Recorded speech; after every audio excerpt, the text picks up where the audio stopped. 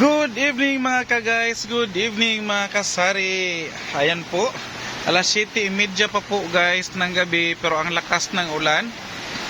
Marami pa sana tayong maging customers ngayon, pero sad to say na early mamingaw karon ang lugar ni Kuya AG kay kusog kayang ulan guys. Tara, hapit na nagbaha.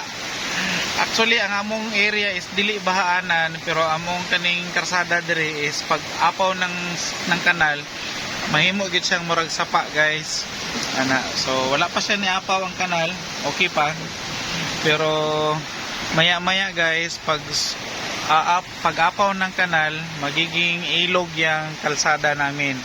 Pero after ng pag humupa ang ulan, mag-subside din agad ang tubig kasi nasa mataas kaming bahagi ng Davao City. So ang aming area is nasa mataas na bahagi ng Davao. Ang kawawa ngayon is yung mga nasa low-lying areas or yung mga usual na binabaha talaga. So nakaligpit na guys ang ating mga gulay. Ating mga gulay nakaligpit. Instead of ito sana, ito yung lagayan namin. Naka yan siya doon, naka-down. Pero kasi maambon at saka tawag nito salibo sa Bisaya guys. Mabasa ang atong gulay, so gisafety na ni Kuya AG daan. Gisafety na ni Kuya AG ang ato ang mga gulay. And may tulo pala dito. May tulo dito guys, oh. Merong tulo. Saan? Ay, ula. Ako dito. Naghan lagi, no? Wala mo tayo ni kat-kat gira. So ito basa yung ating juice. Buti na lang si ang nabasa. Itong si tawag nito si Chucky. So okay lang yan siya mabasa kasi yan, naka-plastic yan siya. So lagyan lang natin ng trapo. Yan. So maya hopefully hindi magtagal yung ulan, pero parang sa buhos niya guys magtagal ito. So hopefully hindi siya magtagal and makabawi tayo maya pag magtitila yung ulan, at saka maaga-aga pa makabawi tayo.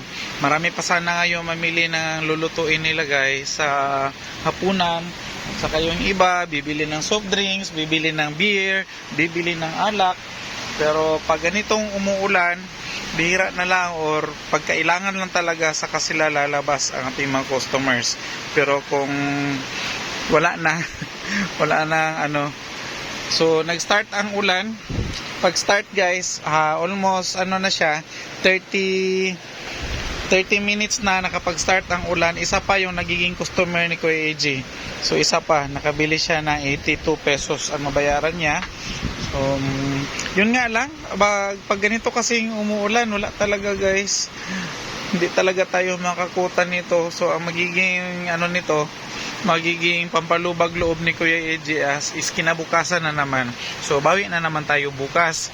Ganon talaga ang life. So wala tayong choice. Ano man ito, nature, forces of nature ito. So siguro ito pa yung mga parang pinisik sa low pressure area or sa bagyo, si bagyong Julian sa Luzon. So ito pa siguro yung niya, mga pinisik-pisik. So maapektuhan gyapon ang atong area guys, kahit nasa malayo, affected pa rin sa ating sa naranasan na ating mga kaibigan at mga ka-guys from Luzon.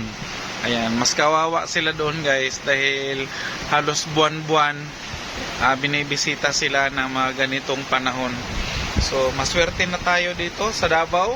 Yung mga ka-guys, mga kasari ni Kuya AG na taga Davao City, maswerte na tayo na minsan lang talaga mangyari itong ganito. Pero ewan anong nangyari po, unsay nahitabo sa Davao, gamayng ulan, mubaha na dayon. Gamayng ulan, gamay lang gyud, dili gyud ingon nga kanang kusog kayo, mubaha dayon siya, labi na sa downtown area. Gyud siya, mubaha gyud siya dayon. By the way guys, speaking of mga ingana, pasadahan ko muna itong niluto naming popcorn with cheese. Niluto kami kanina. Actually, pangalawang beses na namin itong nagluto ng ating popcorn.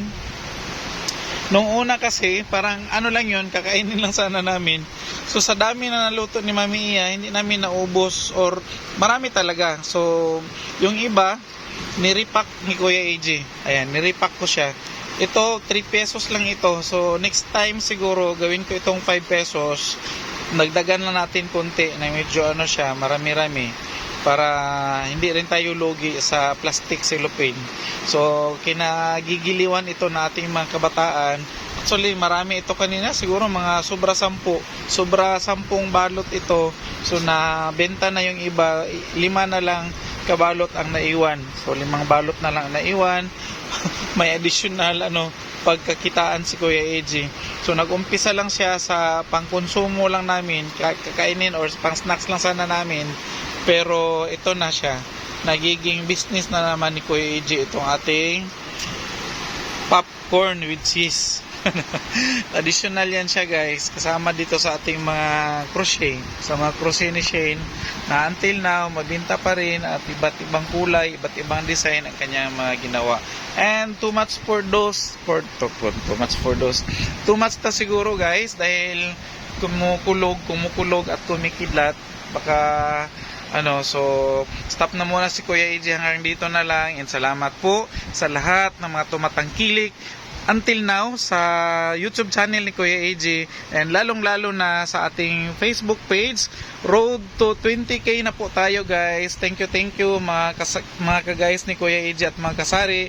Salamat po sa pag-follow ninyo sa ni Kuya AJ sa Facebook page, at saka sa pag-comment, pag-like, pag-subscribe, at saka pag-share sa ating mga pag-react sa ating mga uploads. And bye bye muna for now. God bless us all guys.